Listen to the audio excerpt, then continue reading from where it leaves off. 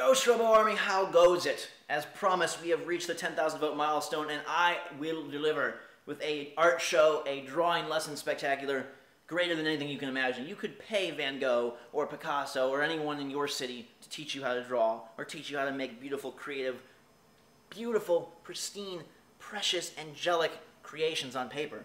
But you have me, and I'm going to give it to you for free right here in this video. We're now going to enter my studio, where I will show you all of the techniques, all of the tips and tricks that you need to be a master artist, and then I will be giving away my final portrait to you, the painting that we developed together during this video, in the comments below.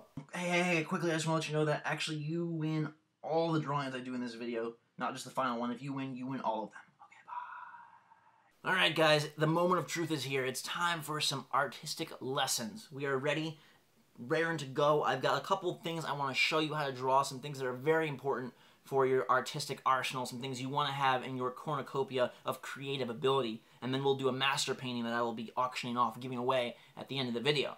Right now, though, I want to talk a little about material. Materials are very important to any kind of artist, whoever you are. Your brushes, your paints, your muse, your models, your clay, your sculpting device, your little knives, your furnace, your whatever you use to make your art, your peanut butter, your jelly, your smear place, your wall art, your Crayola crayons, your little whatever you use. If you paint with paints, if you paint with pastels, if you paint with food, if you paint with, doesn't matter. You have to have your materials ready. And for me, the best materials are pens. I've got lots of pens. Nothing is more artistically accurate to life than pens. Orange pens, green pens, black pens, brown pens, blue pens, purple pens, red pens, more blue pens. Red pens, more blue pens. Red pens, more blue pens. Colors are important to art too. I was catching you there. I was seeing, did you get it? Did you catch it? Good work, guys. All right. We're ready to begin then. Let's show you some beautiful things that every artist should know how to draw that are pretty critical to every piece you will ever do. Here we go. First one that you will use in pretty much every painting is a lion. So I'm going to use red to symbolize the lion's fury. And we're going to first give him a really big mane. Now, you want to make sure it's nice and symmetrical like this one, that it all matches up and all leaves the viewer feeling like, wow, this guy knows what he's doing, and I know what I'm doing. So take it from me. Lion's body is important. You kind of want to think of like a bloated hot dog, like a hot dog soaking in water. So I give him a body that looks something like that. All right.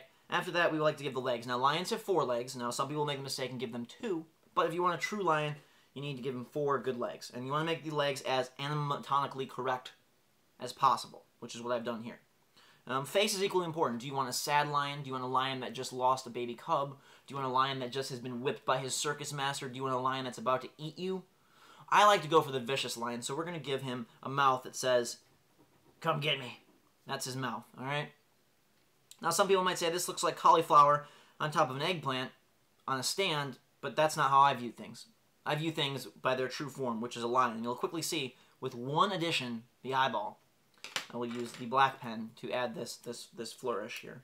And we'll put in some eyeballs. Now, one of his eyes is going to be pointed because he's a little bit angry on this side. His left brain is feeling angry. So we want to really give him these eyes that say, hey, I don't mess around. Now, lions, you know, also have tails, so it's important to give him his rightful tail. And sometimes you might wonder, which side of the body does the tail go to? Doesn't matter. Put it wherever it looks good. All right? Now, you might be wondering, that looks like a lion, but I don't know. Somebody might not buy it. So we're going to give it a what I like to call the 3D touch. And this is going to make you really feel like the lion is going to jump out at you. So what we're going to do is we're going to take our brown marker, and we're going to give him some fangs. Now, this really cements this lion as a true demon of the night, a true fearsome creature, a true artistic marvel. So when you look at this picture, you know, I know how to draw a lion. Good. You got that one. Next, a very important thing. We'll stay with the animal trap, and we'll draw a giraffe, because giraffes are one of the most important things to have also in your artistic arsenal. So for a giraffes you usually want to use the entire page, so we shift it like so. You want to draw his legs. They're probably going to be very long. Now, giraffes have two legs, but if you want to make a giraffe that looks like it's sitting, you're going to probably want to put his 2 back legs shorter, okay? For a giraffe body, I like to give a wide base, followed by a very long neck, okay? Now, this might look like a pacifier to you, or like an alien, and it can quickly become that, but we want to stay on track and make sure that we create the best giraffe we can. So we give him his head up here, And giraffes have those two little fuzzy ears, so we're going to make sure we put those in right away. Okay, you can see this is going very nicely. Giraffes also have spots, so you might want to take a different favorite color, a purple, put some spots in here. Now these kind of lessons, normally I've paid anywhere from $40 to $100 for artistic lessons throughout my lifetime. And so you're quite lucky that you're receiving this free of charge here. And we just want to make sure we stay on track, and I'd love for you guys to practice along with me if that feels like something that's right for you right now. Because together, art is much more fun as a group project. Now, this giraffe is a sad giraffe, and he's sad because his friend giraffe has abandoned him. So we're going to draw a giraffe facing the other direction to give this, again, a storyline. You want to tell a story with your artwork. So I'm going to put this other giraffe here. He has shoes, and he's pretty good. He's kind of egg-shaped, and you can't see his face because he's walking away the other direction. So now you have your giraffe. And you've got your giraffe head, your giraffe body. It looks pretty nicely. All right. Some other things that are important to be able to draw as we flip the paper back to the horizontal orientation are cars. You want to be able to draw cars. They're very good for your, if you want to draw city scenes or live action scenes or things of that nature. So for a car, we're going to put some big wheels. All right. Now, I like to give my cars 4 wheels. Your cars may have 3 or 2 or 6. But I'll give them 4 wheels, and the car really isn't the important part. All cars are going to pretty much look the same. But the important thing here is we want to make sure who's in the car. Who's in the car is really what defines your painting. So we've got our car. We can add some details if you want to give it some spikes, or maybe, a moonroof that opens up into the vehicle. You can do that, and it looks good. But we want to know who's going to be inside. So I'm going to take the color brown. I'm going to give myself a driver. So first we need a big seat. Give yourself a big seat, and then we're going to take the orange marker and draw ourselves a driver. So my driver is going to be an angry grandma. So she's got big hair because she's grandma, and a potato-sized head. Her body is going to have to be small because, again, you have to work within your limits, and we don't have much space. So we give her some legs. It doesn't really matter if they connect or not. You're focusing on the composition of the piece. Take red again, and we're going to draw her some very big eyes, because I feel like that's important for this grandma, to have big eyes and let you know she's always watching you. We're going to give her a tiny little O mouth, okay? And you're quickly seeing that this is becoming exactly what you need to be like the next Van Gogh. The last thing I think that every artist needs to know how to draw, and is incredibly important to me, is the Batman. Batman is a very, very remarkable creature. He's a very remarkable person, and he's someone that I think that everyone needs to add to the majority of their pictures. I might go back and put a Batman down in this corner if I really want to make this picture something that's worth selling. But right now, I'm going to show you how to draw Batman. Important part, number 1. 2 good ears. Okay? Important part number 2. A nice head. You want to really focus on his eyeballs. They convey all of his fear and all of his intensity. So we're going to give him 2 big eyes. I don't recommend filling these in, because you don't want people to recognize who the Batman is. Bruce Wayne never lets them know it's Bruce Wayne. A little mouth is very good. No emotion. Just fierce, fierce justice. Alright? His body is like so. Alright? Now, depending on Batman sitting or standing, you're going to have to orient his legs differently. But I like to draw Batman standing, like all my creations. And so I give him his 2 legs. I like to give a little color to Batman. And Batman might not normally have color, but I like to give him a green bat symbol on his outfit here. So what we're going to do is we're going to give him a really nice bat symbol. That looks pretty good. Now, Batman's a simple character. If you want to make it a little more complex, you want to impress, your 3-year-old friends, or maybe even your 5-year-old friends, you can draw a cape like so. And if you want to be really detailed, you can get some lines in here. Now, for the most part, art really isn't about perfection. It's about what do you do? What is your style? How do you like things to go?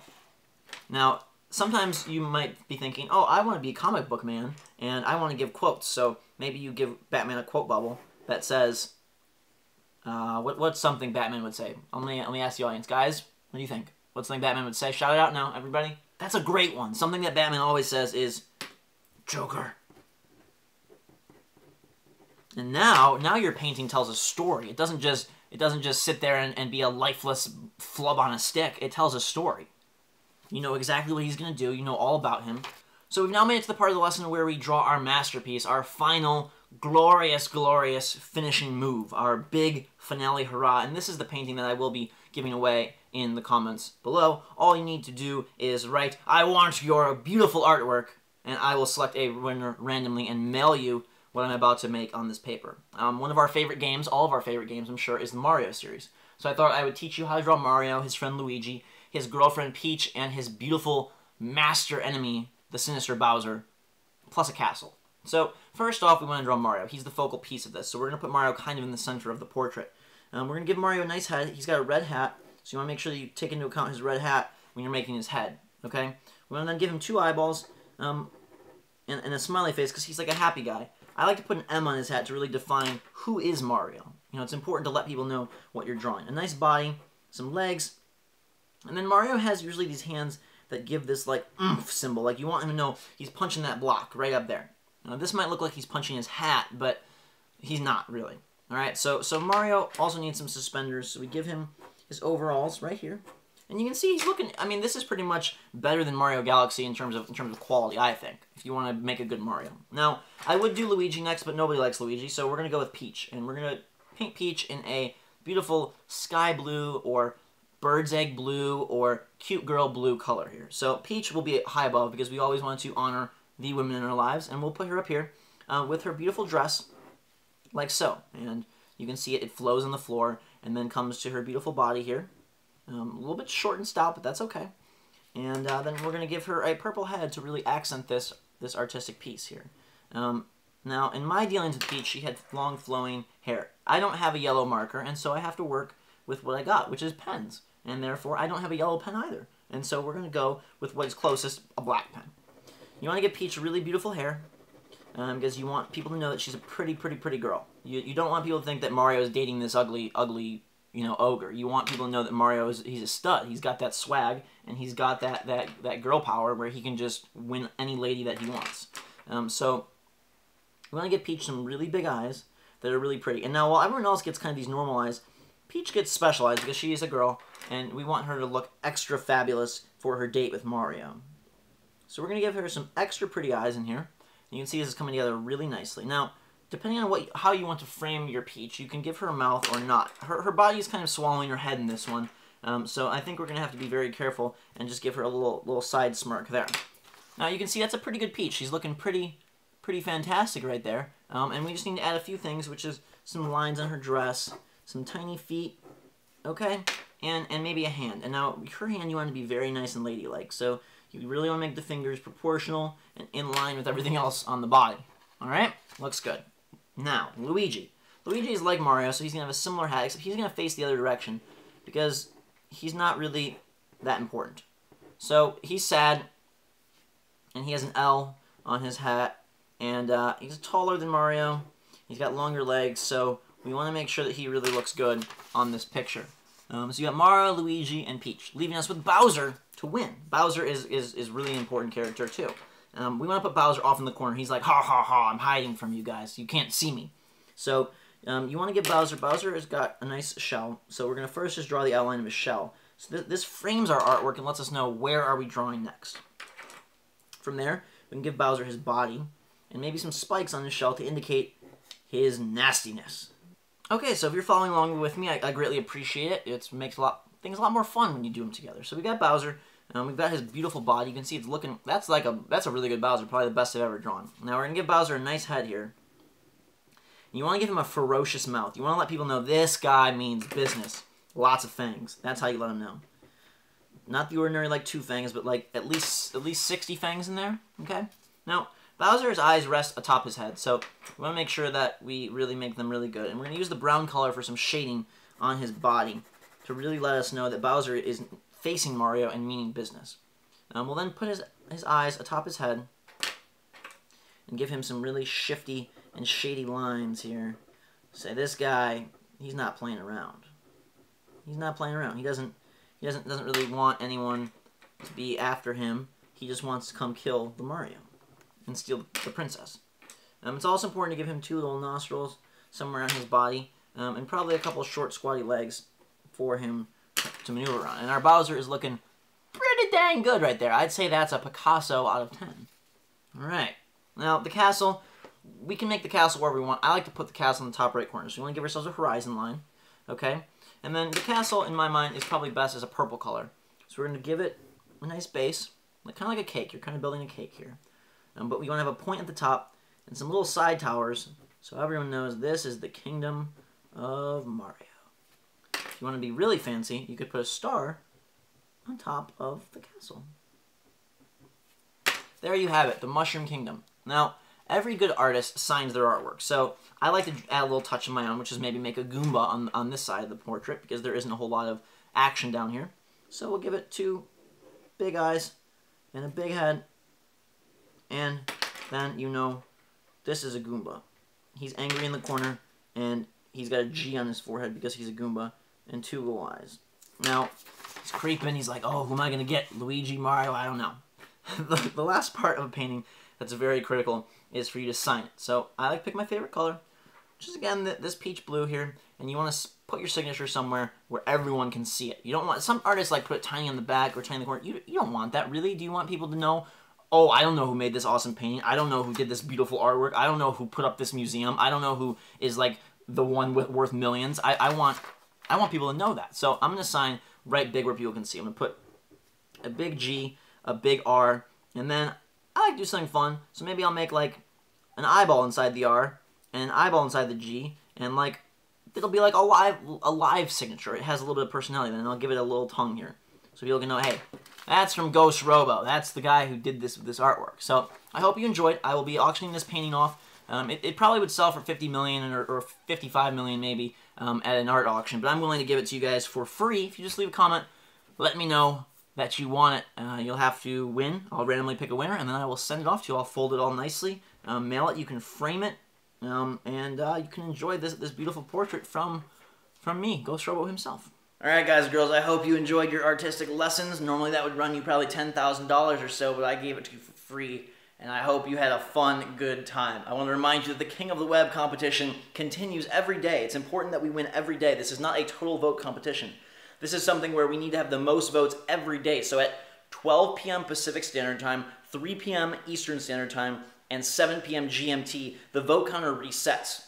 We need to win every day. So it doesn't matter if one person gets 1 million votes. They need to win every day. So we need to have the most votes each day. So it's important that you go back and vote every single day. I've linked to my main campaign video in the description below and in the annotation up top. You can find that information there. If you missed it, all you got to do is go to kingofweb.com and vote for GhostRobo. I'm giving 100%, all $25,000 that I would win to charity. As much as I win, I will be giving the entire 100% amount to charity. And it's really important that we win this to make a big difference in the world. There's a lot of people running who are keeping the money for themselves or doing things that, you know, to each their own. But for me, it's important that we really win because I really do want to bring a lot of smiles to a lot of faces, and this is the best way possible. So go vote. You can vote 10 times a day, 10 quick clicks, and you want to make sure that you vote each day after 12 Pacific time, 3 p.m., and you want to make sure that you vote every day around the same time every day so that you can win each vote, because the daily votes are what counts. Whoever wins the most days wins the competition. So it's important